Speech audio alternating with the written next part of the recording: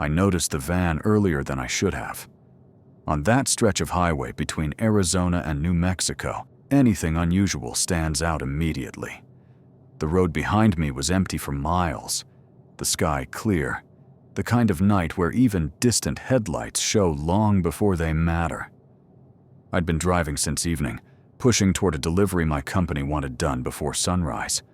Nothing on the paperwork suggested the load was special. Just another sealed trailer, another deadline. Around 1:30 a.m., something flickered in the side mirror. At first, it looked like a reflection off my own lights, a faint distortion in the corner of my vision. But the shape held its position instead of fading. Slowly, it sharpened into the outline of a small white van. It had no plates. At first, it stayed several car lengths back, not close enough to call it suspicious, not far enough to ignore. Most drivers passing through this area at night don't linger near semis unless they're nervous or unfamiliar with the road. But this van wasn't acting hesitant. It was matching me, cleanly, smoothly, without drifting or adjusting erratically. When I slowed slightly on a rise, it slowed. When I picked up speed on the descent, it matched that too. Perfectly timed. Too perfect. I switched lanes, expecting it to either fall back or pass. After a brief pause, it drifted into the same lane behind me. I switched again. It followed again, leaving the same distance. There was a controlled quality to its movements that put me on edge. I tried the company radio. Dead air. Most long-haul traffic had cleared out hours earlier. I was alone in every direction. A few minutes later, the van crept closer. The headlights got brighter in the mirror. Then the beam dipped slightly, then rose again. A deliberate adjustment, not an accident. I flicked my own lights once, a courtesy signal meant to say either pass or back off. No response. Instead, the van shifted into the blind spot near the rear corner of my trailer, the exact angle where mirrors are least useful. I checked the passenger mirror, the driver mirror, the spot convex mirror, but nothing. When it finally reappeared, it wasn't behind me. It was beside me. The movement was sudden and clean, like someone had pressed fast forward. One moment, the van was tucked behind the trailer where I couldn't track it. The next, it was directly aligned with my cab, barely a meter from the passenger window.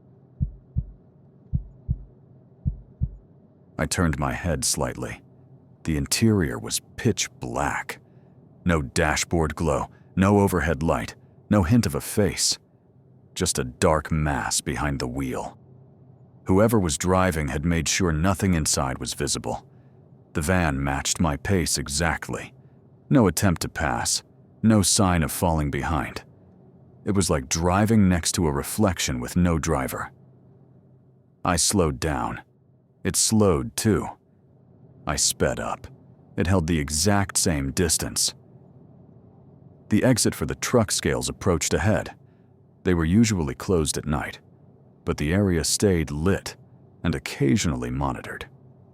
I turned on my signal early, very early, hoping the van wouldn't follow. It stayed beside me until the last second, then drifted back into the blind spot again. I pulled into the scale yard.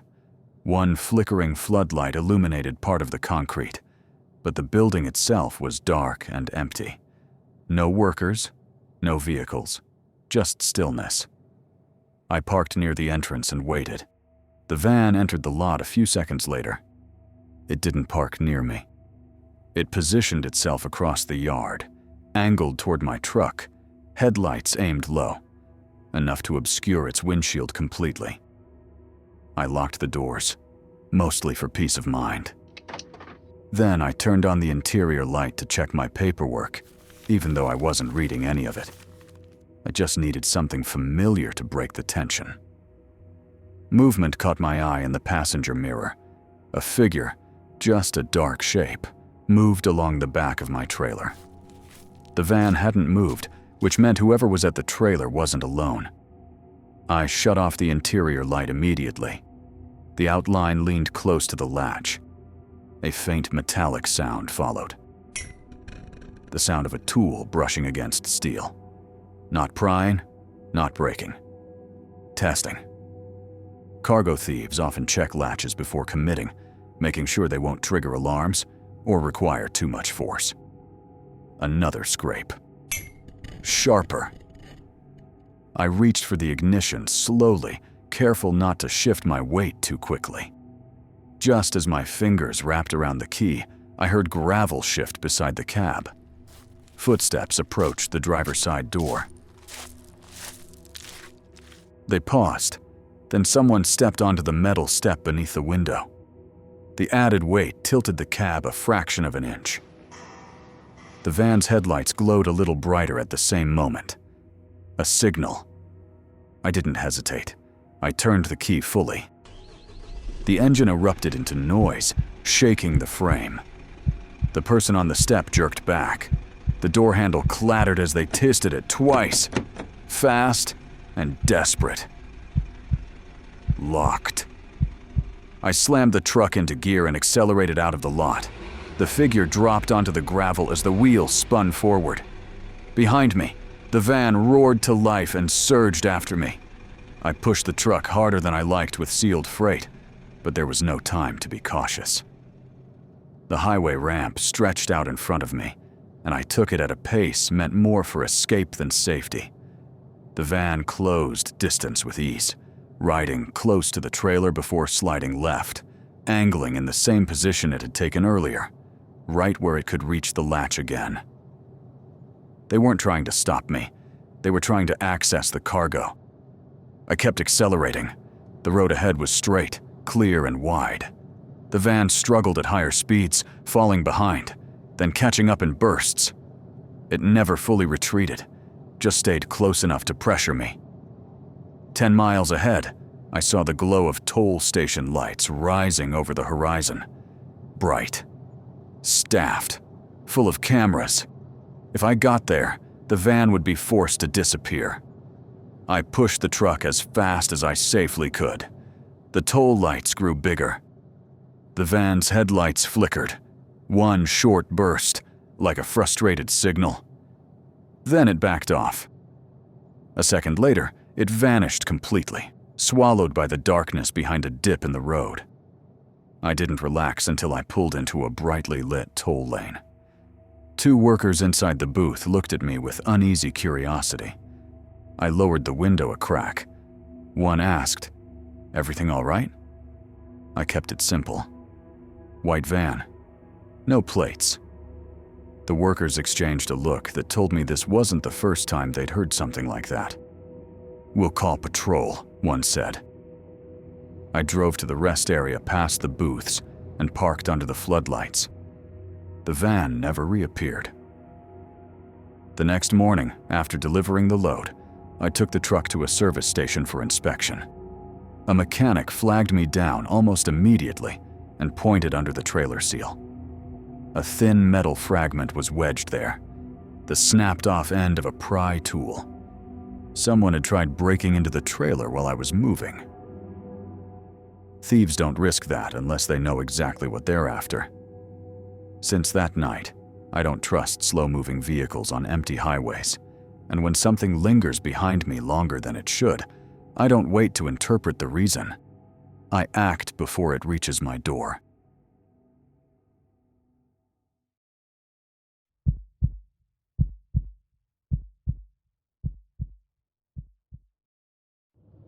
I didn't expect anything unusual on that route. Industrial zones at night have their own rhythm.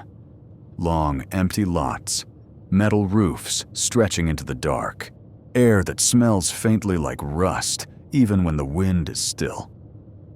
I'd taken a late assignment heading toward a distribution hub outside Albuquerque. I'd done versions of that run 100 times, enough to know the quiet that comes with it. The highway leading into the zone was mostly deserted. The occasional truck passed in the opposite direction. their lights sweeping across my windshield before fading into the dark. I kept the radio off at first. Sometimes the silence helps with focus. At that hour, it felt natural, just the steady roll of the tires and the low drone of the engine. Eventually, though, habit took over. I reached toward the radio and turned the knob until faint static filled the cab. I didn't expect to hear anything clear this far out. Most channels dissolve into noise. I rotated the dial a little at a time, letting the static shift pitch. For a few moments, it was normal.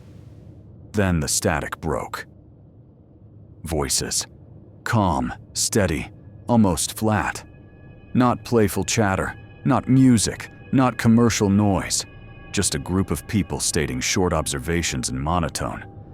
I leaned slightly toward the speaker, not because I wanted to hear better, but because something about their tone felt off, as if they were reading from a script. A few seconds passed before the words sank in. They were talking about a truck, a white one, on my road, moving in my direction. Described in a way that didn't leave much room for coincidence. I checked my mirrors immediately. Nothing behind me. Nothing ahead except an empty stretch and the dull glow of industrial lights far in the distance. The sky was clear enough to make the emptiness stand out even more. There was no reason for anyone to be watching me. I was just another driver moving through a part of the country most people avoid after midnight. The voices continued in that same unbroken rhythm until I switched the dial. Static returned instantly. No transition, no fading. I turned the dial back. The frequency was blank, but the voices were gone. Only a faint hiss filled the speaker now. I let the radio sit silent. Even though the cab was quiet again, something had shifted in the air. The kind of shift that makes you automatically check the locks on the doors. I glanced at the passenger window. Nothing but darkness outside. The industrial district began to take shape ahead of me. Long metal structures, wide roads, rows of shipping containers stacked like blocks. Most buildings here shut down overnight. Security lights flickered in some corners, casting uneven shadows across empty parking lots. All familiar things, yet none of it felt familiar in that moment. A narrow access road branched off toward an older warehouse I'd passed a few times before. It had been out of operation for years, windows covered, loading docks stripped. The fencing around it was bent in places, like trucks had pushed against it more than once. On most nights, the place looked abandoned. A dark van sat near the entrance. No lights, no movement, positioned just far enough from the road to avoid attention, and just close enough that anyone passing would notice it if they looked directly at it. I didn't slow down, but I felt its presence linger in my thoughts long after it disappeared in my mirror. The route curved left into the deeper section of the district. The darker it got, the more I found myself glancing at the radio even though it was off. I didn't want to hear anything else. I didn't want confirmation that the voices were about me. But curiosity has a way of cutting through caution when you're alone. A few minutes passed before I reached toward the radio again. I didn't touch the dial this time. I just flicked it on. Static. Nothing harmful about that. Then the static thinned, like something was tuning from the other side, and the voices returned mid-sentence. They weren't describing a truck anymore. They were describing movement. Mine. I turned the radio off so fast the button clicked sharply against the plastic. I didn't like the idea of someone tracking me through a frequency that wasn't even marked on the display. I didn't like the idea that they sounded so certain, so unbothered. I kept driving, trying to focus on the road. The last turn before the hub was coming up. After that, I'd be at a guarded entry with cameras. That was when I saw it. a vehicle with its lights off parked near a row of storage units. Not the same van as before. This one was lower, darker, more compact. The angle of its tires told me it hadn't just pulled in. It had been waiting, facing the direction I was driving from. I tightened my grip on the wheel and kept moving, making no sudden changes. The storage units passed behind me, then the empty loading dock area, then the fence line. The sense of being watched didn't go away. The radio turned itself on. No static this time, no buildup, just the voices. Not frantic, not hurried. Calm, cold, closer. I didn't reach to turn it off. I reached for the ignition switch, ready to restart the system entirely. Before I touched it, the voices faded mid-line. Not because the signal weakened, but because something or someone stopped speaking. Silence filled the cab. I didn't like silence anymore. The hub entrance finally came into view ahead, a long, lit driveway leading to a booth with a bored security guard waiting inside. The floodlights cut through the dark so sharply it felt like stepping from one world into another. I pulled up to the booth, handed over my paperwork, and waited as the guard scanned it. He frowned slightly. "You came through the east route tonight?" I nodded.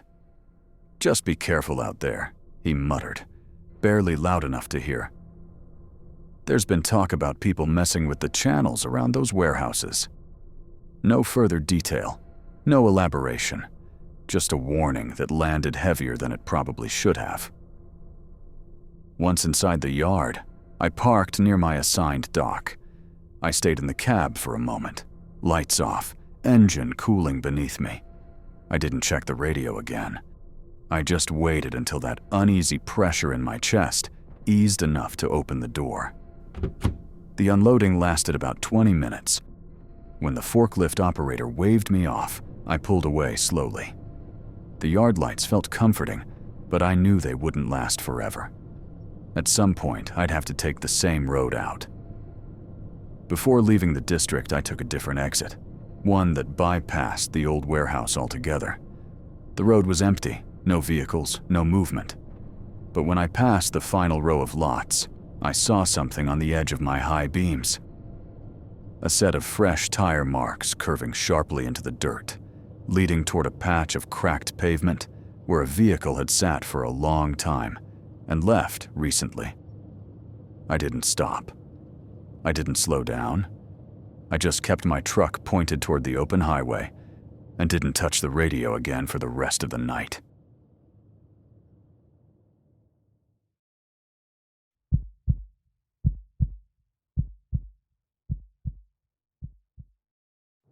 Long-distance runs blur together after a while, but the stretch I was on that week felt endless even by my standards. 3 days from Arizona to Missouri, then another 2 pushing east. Hours of straight road, cold nights, empty rest stops, and the steady ache in my spine that never fully disappears. By the time I reached Oklahoma, I needed sleep more than anything. Not a quick break, not a 40-minute nap. Real sleep. The route map showed a large truck stop about 20 miles ahead, one of those places with rows of diesel pumps, a small diner, showers, and a huge gravel lot meant for overnight parking. I'd stayed there before, always without trouble. Familiarity can trick you into letting your guard down, and I'm not immune to that. I pulled in a little after 2 a.m. The front rows were full, reefers idling, a few cabs lit from within, engines rumbling low. I kept rolling until I reached the far end of the lot, the section with weak lighting and long shadows between the parked rigs. Not ideal, but it was open, quiet, and far from the noise. I parked, set the brakes, and let the silence settle. Inside the sleeper cab, I shoved my boots aside and stretched out on the narrow bed. The mattress wasn't much, but exhaustion makes even the thinnest padding feel good. I checked my phone. No signal, which wasn't unusual for that area, and tossed it down. For a few minutes, I just listened to the faint wind outside and the slow clicking of the engine cooling. I must have fallen asleep fast, because the next sound cut straight through the fog in my head. A knock. Not loud, not panicked. A single firm tap on the driver's side door. I opened my eyes without moving. Sometimes another driver will knock if you've boxed them in, or if there's an issue with your trailer, but nothing about the knock fit that. It wasn't followed by another. No voice, no footsteps on the gravel. I stayed still and waited. After about 10 seconds, another knock came. Same pattern, one sharp tap, as if someone wanted to signal without drawing attention. The kind of sound someone makes when they expect the person inside to already be awake. I slid toward the front of the cab and lifted the corner of the curtain by a few inches. The lot looked the same as before. Rows of trucks, faint lights, no movement. My mirrors didn't show anyone standing near the door. Then behind the cab, something scraped lightly against the trailer. A thin metallic drag, short but unmistakable. I dropped the curtain and listened. The sound didn't return. I reached slowly for the small flashlight near my pillow. I didn't turn it on. I just kept it in my hand. A third knock hit the door. This one came from lower down. Not from someone standing, from someone positioned near the step. I stayed inside. Opening the door was out of the question. If someone wanted help, they'd speak. The scraping sound returned, this time behind the trailer axles. A short noise, the kind a tool makes when it fails to grip metal the first time. Anyone who thinks thieves work fast has never seen real ones. The careful ones don't rush. They test. They listen. They wait for reactions. I locked the doors fully, even though they already were. Habit. Comfort. Something to do while thinking. My truck wasn't new, and the sleeper's thin walls didn't do much to separate inside from outside. Every slight vibration passed straight through the frame. The footsteps came next, circling the cab. Gravel shifted under someone's weight, then paused, shifted again, paused again. Not the pattern of someone investigating. The pattern of someone mapping out where they'd climb up if they needed to. I checked the time on my dashboard clock. 3:07 a.m. Most robberies in these lots happen between 2 and 4 a.m., when drivers are in their deepest sleep and security patrols are at their thinnest. I'd heard stories over the years. Thieves cutting lock bars, drilling padlocks, breaking seals, even crawling under trailers to stay hidden from cameras. Sometimes they worked in pairs, sometimes in groups. Another scrape, directly under the rear latch. That told me what they were after. I debated starting the engine immediately, but if someone was directly behind the trailer, flooring it could kill them. I didn't care about their safety for moral reasons. I cared because taking a life, even in self-defense, complicates everything for a driver. Police, reports, legal issues. Companies don't protect you as much as you think. I needed to move without accelerating blindly. I cracked the curtain again and scanned the lot. A single pickup truck was parked near the exit. I hadn't noticed it when I arrived. It faced my direction with a clear line of sight. It didn't move, it didn't even idle. The situation made sense now. The person at the trailer wasn't alone. There was a lookout. I reached over the steering wheel, careful not to make the cab shift too visibly, and turned the key halfway, enough to power the electronics, but not enough to start the engine. Lights stayed off. No engine noise. But the system clicked quietly, and apparently that was enough. The footsteps stopped.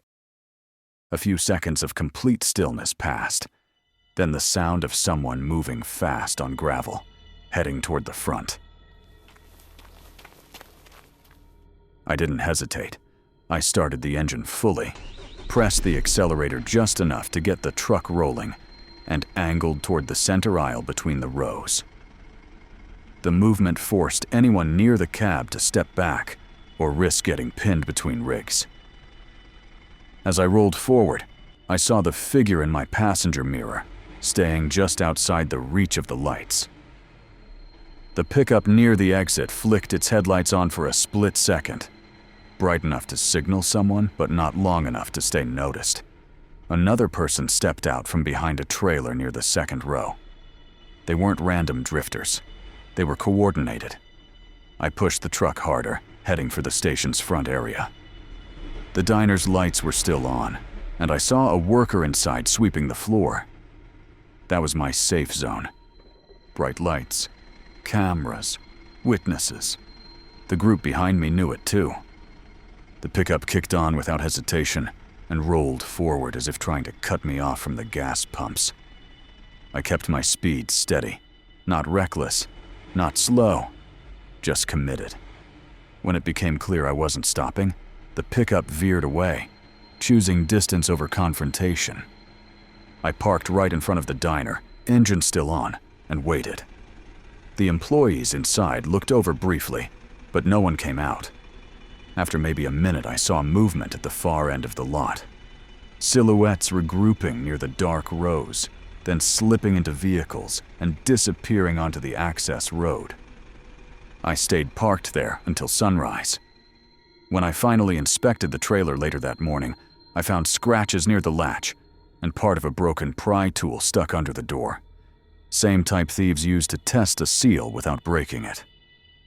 If I had stayed asleep 10 minutes longer, they would have had the trailer open before I knew what was happening.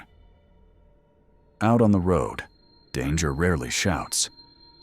Sometimes it knocks softly, just enough to see if you're awake.